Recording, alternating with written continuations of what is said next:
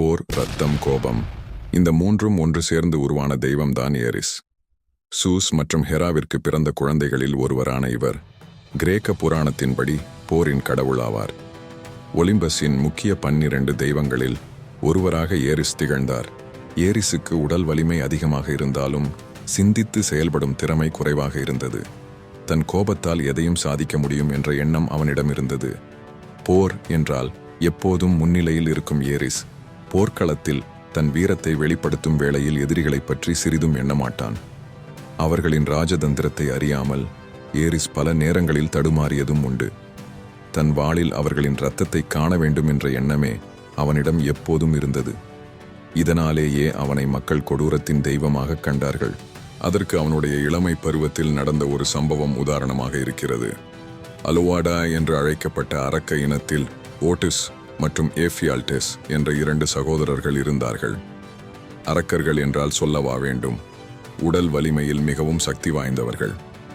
ஆனால் போர்க்களத்தில் இறங்கி போரிடும் அளவிற்கு அவர்களுக்கு திறமை இல்லை.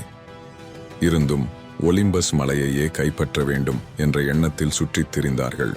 அதற்காக போர் தெய்வமான ஏரிஸை வீழ்த்த வேண்டும் என்று எண்ணினார்கள். நேரடியாக போர்க்களத்தில் இறங்கினால் அவன் தங்களுடைய இரத்தத்தை பார்க்காமல் ஓய மாட்டான் என்பதை நன்றாக அறிந்த அவர்கள் ஒரு சூழ்ச்சியான திட்டத்தை அமைத்தார்கள். அந்த அரக்கர்கள் ஏரிஸை பார்த்து, நீ எங்களோடு போட்டி போட்டால் வெற்றி எங்களுக்கு நிச்சயம். உன்னைப் போல ஒரு மூர்க்கத்தனமான தெய்வத்தை போர் தெய்வம் என்று சொல்லுவது தவறான விடயம் என்று கூறினார்கள். இதை கேட்ட ஏரிஸ் கோபத்தில் பொங்கி எழுந்தான். கோபத்தின் விளைவாக, உங்களை நான் போர்க்களத்தில் சந்திக்கிறேன் என்று கூறி போருக்கு தயாரானான். அதே நேரத்தில் 2 அரக்க சகோதரர்களும் இணைந்து போர்க்கள மைதானத்தில் ஒரு வெண்கல பானையை மறைத்து வைத்தார்கள்.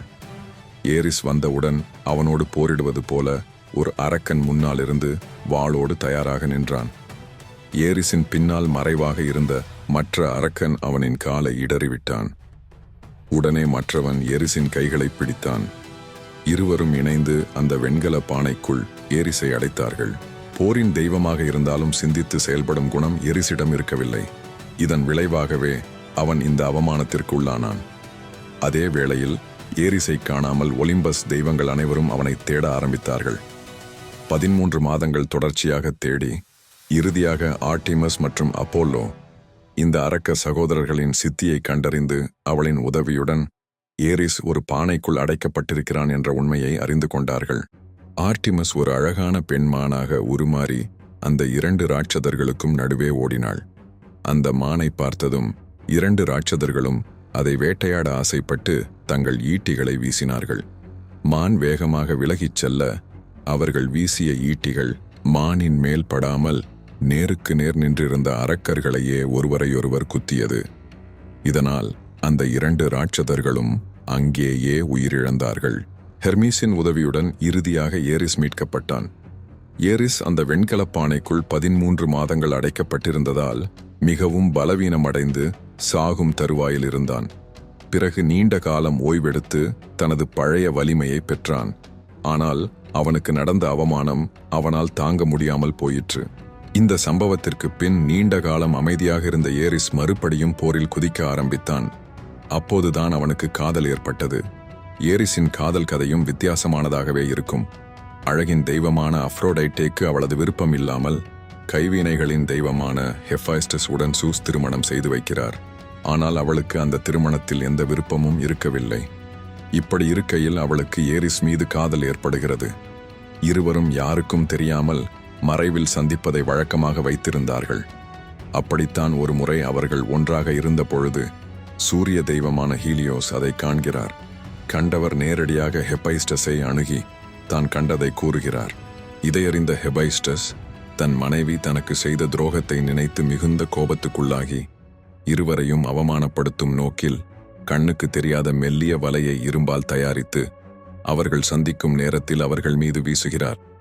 இருவரும் அந்த வலையில் அகப்பட்ட போது ஒலிம்பஸ் தெய்வங்கள் அனைவரையும் கூட்டிக் கொண்டு வந்து அவர்களின் செயலை கூறி இருவரையும் அவமானப்படுத்துகிறார். இதன் விளைவாக அஃப்ரோடைட்டேக்கு ஹெபைஸ்டஸ் சூஸ் முன்னிலையில் விவாகரத்து அளித்தார். பின்னர் முறையாக அஃப்ரோடைட்டே போரின் தெய்வமான எரிஸை திருமணம் செய்கிறாள். அதன் மூலம் அவர்களுக்கு பிறந்தவர்கள்தான் காதலின் தெய்வம் ஏரோஸ் மற்றும் ஆண்டரோஸ், பயத்தின் கடவுள் போபோஸ். நடுக்கத்தின் கடவுள் டீமோஸ், அமைதி மற்றும் ஒற்றுமையின் தேவதை ஹார்மோனியா, ஏக்கத்தின் கடவுள் போதோஸ், பாலியல் ஆசையின் கடவுள் ஹைமெரோஸ். இருந்தும் ஹெபைஸ்டஸின் கோபம் குறையவில்லை. ஏரிஸை எப்படியாவது பழிவாங்க வேண்டும் என்ற எண்ணத்தில் ஏரிஸின் மகளான ஹார்மோனியாவிற்கு அவளின் திருமணத்தின் போது ஒரு தங்க ஆபரணத்தை பரிசளித்தார். அதை நெக்லஸ் ஆஃப் ஹார்மோனியா என்று அழைப்பார்கள்.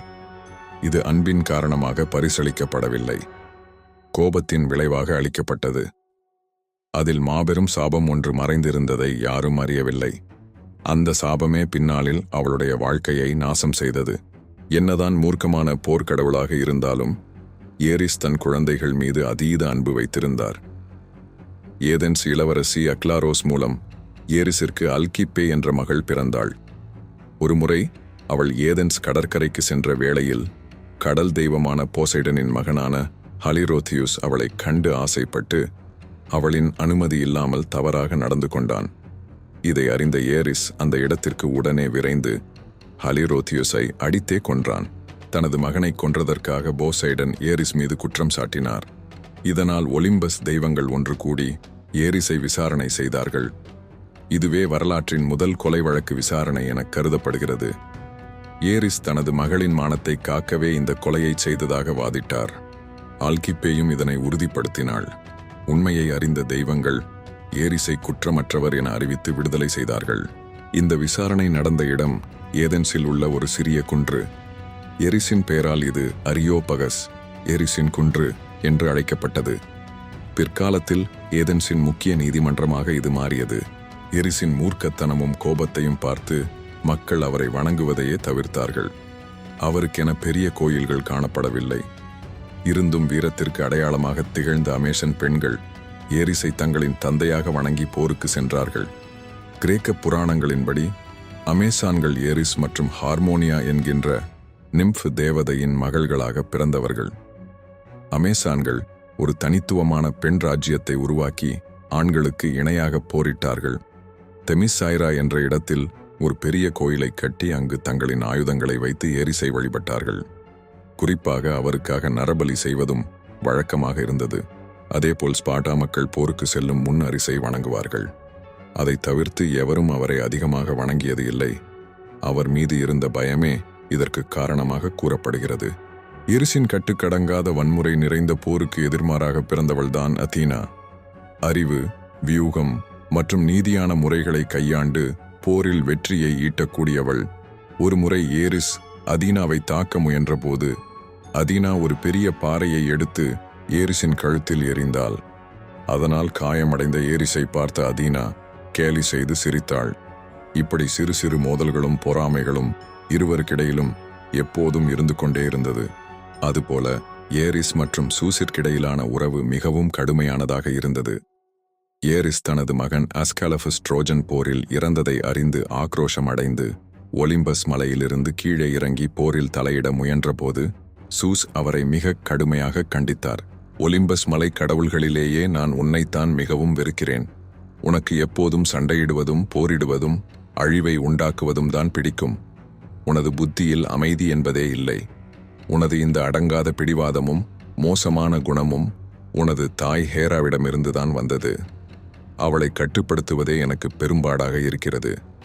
நீ என் மகனாக இல்லாவிட்டால் உன்னை என்றோ பாதாள உலகமான டார்டாரஸில் தூக்கி எறிந்திருப்பேன் என்று மிகுந்த கோபத்தில் எச்சரித்தார். என்னதான் சூஸ் ஏரிஸை வெறுத்தாலும் தாய் ஹேரா எப்போதும் தன் மகனுக்கு ஆதரவாகவே நின்றாள். அவளுடைய பிடிவாத குணம்தான் ஏரிஸிற்கும் இருக்கிறது என்பதை நன்கு அறிந்திருந்தாள். ஏரிஸில் தவறு இருந்தாலும் எந்த சந்தர்ப்பத்திலும் அவனை நியாயப்படுத்தவே அவள் விரும்புவாள். அப்படியிருந்த ஹேராவுக்கே ட்ரோஜன் போரில் அதிர்ச்சி கொடுத்தவன்தான் ஏரிஸ். காரணம், ட்ரோயன் இளவரசன் பாரிஸை எதிர்த்து ஹேராவும் அதீனாவும் கிரேக்கர்களுக்கு ஆதரவாக போரில் நின்றார்கள். அந்த வேளையில் ஏரிஸை அழைத்து கிரேக்கர்களுக்கு ஆதரவாக நிற்க வேண்டும் என்று சத்தியம் வாங்கினார்கள் அதீனா மற்றும் ஹேரா. ஆனால் தன் மனைவியான அஃப்ரோடைட் பாரிஸிற்கு ஆதரவாக ட்ரோய் பக்கம் நிற்கிறார் என்பதை அறிந்த ஏரிஸ் பாதியிலேயே அவர்களை கைவிட்டு ட்ரோய் பக்கம் சென்று நின்றான். இது ஹெராவிற்கு கோபத்தை ஏற்படுத்தினாலும் அதை அவள் பெரிதாக எடுத்துக்கொள்ளவில்லை. போரின் நிறைவில் ட்ரோய் வீரர்களை தோற்கடித்து கிரேக்கர்களே வெற்றி வாகை சூடுவார்கள். ஏரிஸ் அதீனாவால் காயமடைந்து நேராக சூசிடம் சென்று தான் செய்த தவறை ஒப்புக்கொள்ளாமல் அதீனா தன்னை தாக்கியதை கண்டிக்குமாறு கூறுவார். ஆனால் எரிஸின் புகாரை கேட்ட சூஸ் அவருக்கு ஆறுதல் கூறாமல், இங்கே வந்து என்னிடம் அழுது புலம்பாதே, ஒலிம்பஸில் இருக்கும் கடவுள்களிலேயே நான் உன்னைத்தான் மிகவும் வெறுக்கிறேன் என்று மிக கடுமையாக திட்டி அனுப்புவார். ஏரிஸுக்கு போர் என்பது ஒரு சதுரங்க விளையாட்டு அல்ல, அது ஒரு இரத்த களரி. அவரின் தந்திரம் எதிரியை யுக்தியுடன் வீழ்த்துவது அல்ல, அவர்களை துண்டு துண்டாக வெட்டி அழிப்பதே. ஏரிஸ் போர்க்களத்தில் நுழையும் போதே வெறியோடு வருவார். ஏரிஸ் போரிட முன் தனது மகன்களான போபோஸ், பயம், மற்றும் டீமோஸ், நடுக்கம் ஆகியோரை முன்னால் அனுப்புவார். எதிரி நாட்டு வீரர்களுக்குள் மரண பயத்தையும் பீதியையும் உண்டாக்கி அவர்களை நிலைகுலையச் செய்வதுதான் அவரது முக்கிய ஆயுதம். எதிரிகள் பயந்து சிதறும்போது ஏரிஸ் தனது தேரில் வந்து அவர்களை வேட்டையாடுவார். அவரது தேரில் பொருத்தப்பட்டிருக்கும் குதிரைகள் சாதாரணமானவை அல்ல, நெருப்பை கக்கும் திறன் கொண்டவை, அழிவின் அடையாளங்களாக கருதப்படுகின்றன. அவைதான் எய்தோன், எரியும் நெருப்பு; கோனாபோஸ், போர்க்களத்தின் இரைச்சல்; போபோஸ், பயம்; புளோஜியோஸ், சுடர். இந்த குதிரைகள் போர்க்களத்தில் ஓடும்போது ஏற்படும் சத்தம் எதிரிகளின் இதயத்தில் நடுக்கத்தை உண்டாக்கும். இவை அழியாதவை என்றும் அதிவேகமாக செல்லக்கூடியவை என்றும் புராணங்கள் கூறுகின்றன. ஏரிஸ் ஒரு ஃப்ரண்ட்லைன் வாரியர். பின்னால் நின்று கட்டளையிடாமல் முன்னால் நின்று போரிடுவார்.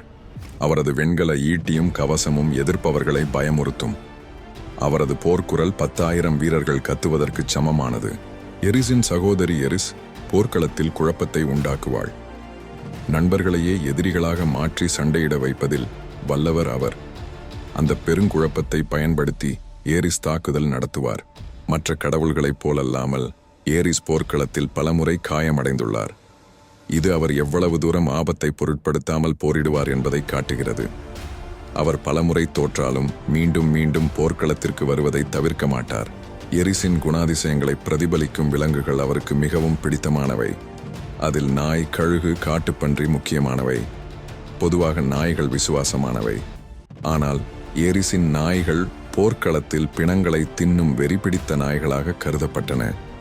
போரின் கொடூரத்தை உணர்த்தவே அவர் நாய்களை தனது சின்னமாக வைத்திருந்தார்.